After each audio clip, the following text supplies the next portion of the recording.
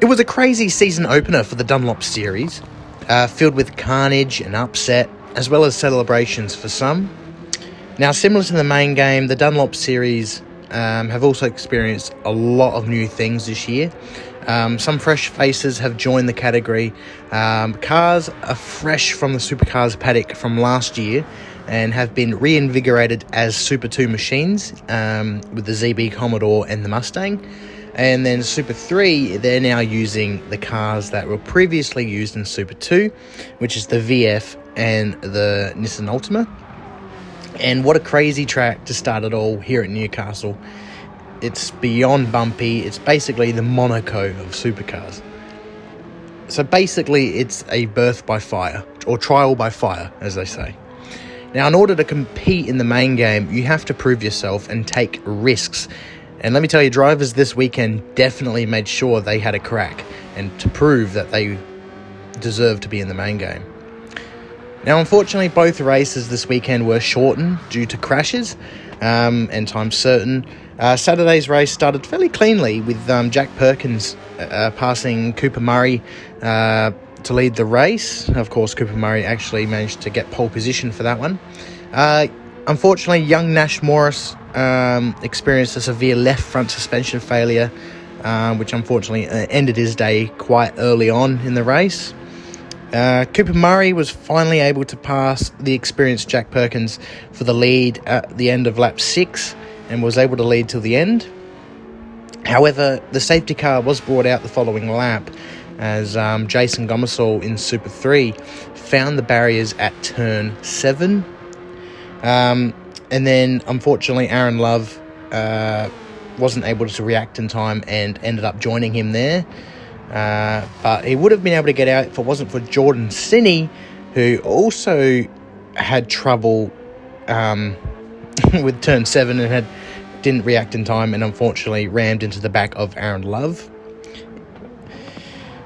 Unfortunately, we only saw 8 laps worth of green flag running due to this and to time certain. However, fortunately for Cooper, he was able to win with ease under the safety car conditions, which was his first in Super 2, as well as this being his debut round.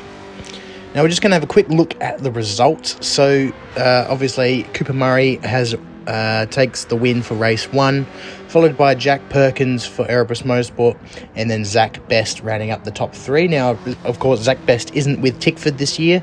He's with Anderson Motorsport. However, he is co-driving for Tickford later in the year.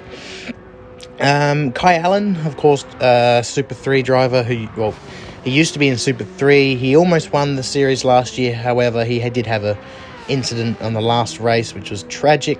He's a great driver. And also a quick shout out to Kai Allen because he's had a broken collarbone not too long ago and had surgery before the race.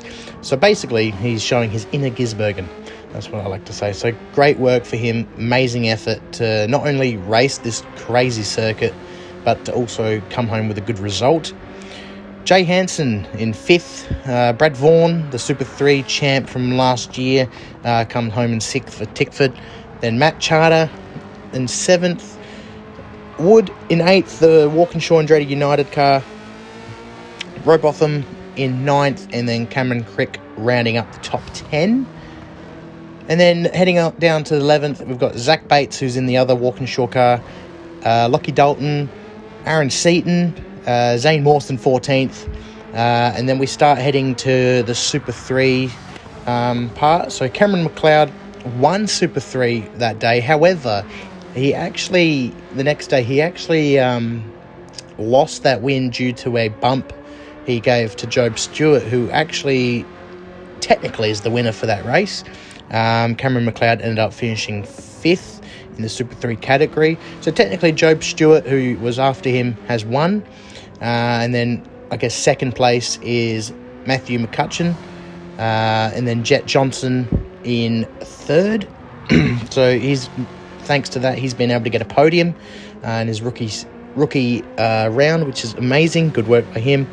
And then another rookie who's done really well, Mason Kelly. Now, they both have had some dramas in qualifying, but it's good to see them do well in the race. Well, technically it wasn't a race, but they managed to bring it home in one piece. Ryan Gilroy, it comes home in 20th place overall.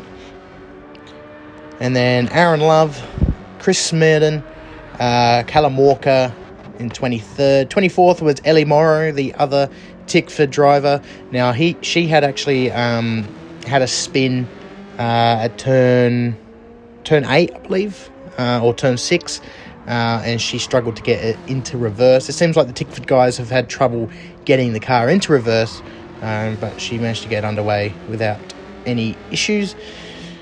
James Masterdon in 26th. Policina, the only VE Commodore in the field.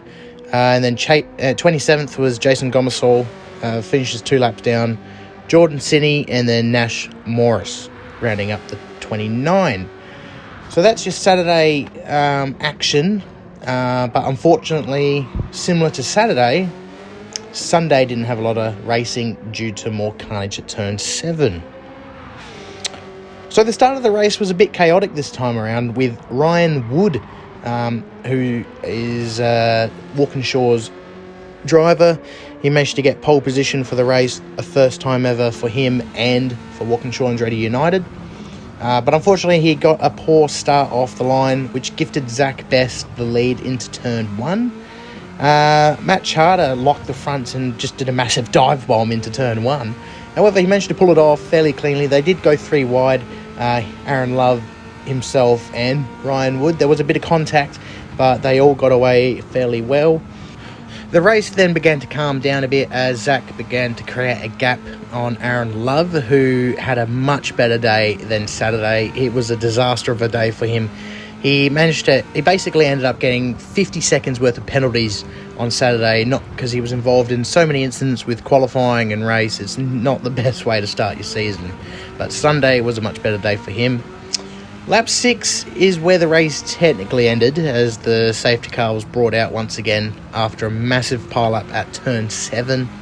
However, this time around, roughly 6 to 8 cars were involved or affected, which also ultimately ended the day for Perkins, Wood and Morse, I believe. I'm pretty sure there were more, but I'm pretty sure they were the ones that couldn't go back out. As the drivers went into turn 7, Ryan Wood actually lost control of his rear and slid into the barrier, but that actually resulted in a concertina effect because all the cars were behind him and it was close altogether, and it caused huge damage to Jack Perkins' car, who was right behind him at the time, which resulted in significant front end damage, especially to the radiator. He did try to get it back out. He went to the pit lane and tried to get it out just to get some points, even though, he was under safety car. If he was still were to continue on track, he would have got some points, but unfortunately, he was leaking some coolant liquid. So it's best to park it, which they did, which is a shame for them because they've done very well this weekend. Jack Perkins was basically in the top 3 or 5 all weekend. So it's a bit disappointing to see that happen, but it is what it is. That's just racing. I'm sure he'll bounce back for Perth. Luckily, though, in saying that, all the Super 3 cars were able to evade all that carnage and resulted in some ending up in the top 10 overall, which is amazing. So good work for them. Again, due to time certain, though, the race did actually end under safety car conditions, which gifted Zach Best the win for Sunday, which is also Anderson Motorsport's first win in the Dunlop series. Now we're just going to have a look at the results for the race. So Zach Best took the win for that one under safety car conditions, as I said. Love in second. Matt Charter comes home in third. Brilliant work by him. Of course, he did really well in Adelaide. He is yet to win a Super 2 race, but he is determined to make 2023 his year, and I would love to see him do well.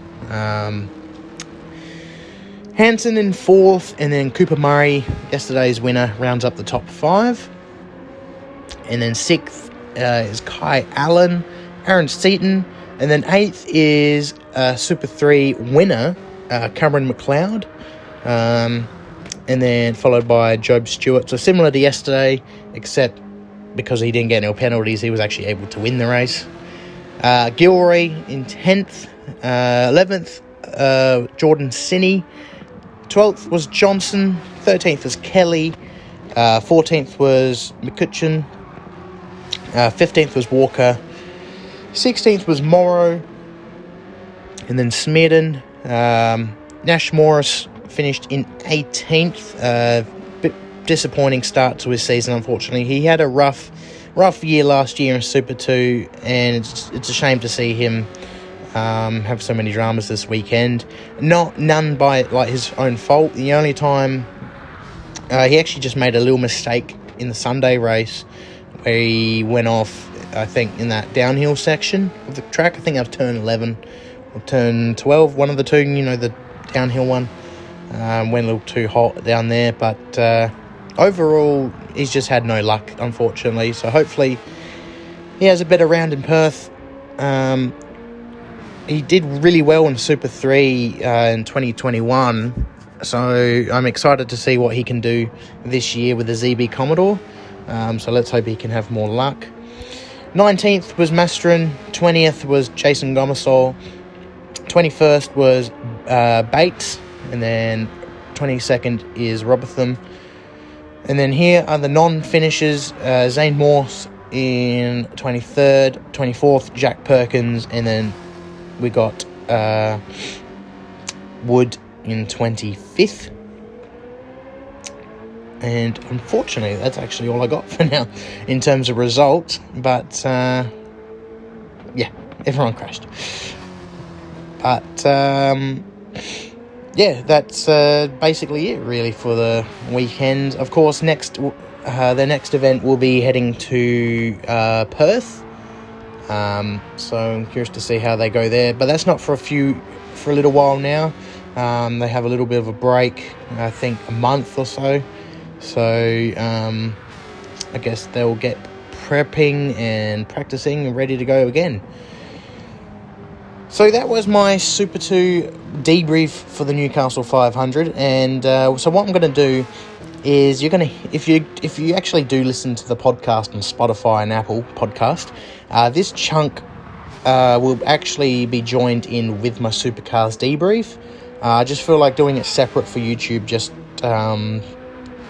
to give them more attention, because you don't see a lot of how do I say this? Like, Super 2 doesn't get the attention it deserves, I feel like, online. Not a lot of people talk about it, and I feel like the best way to get these drivers out there is by just talking about it. So that's why I include it separate on YouTube. But if you haven't checked my podcast yet, feel free to check that out on Spotify. Hit the follow. It's Let's Talk Motorsport, just like my channel here. And if you do like this channel and you like my content, feel free to check the other ones out, my other videos. Also like it and subscribe and do all that stuff.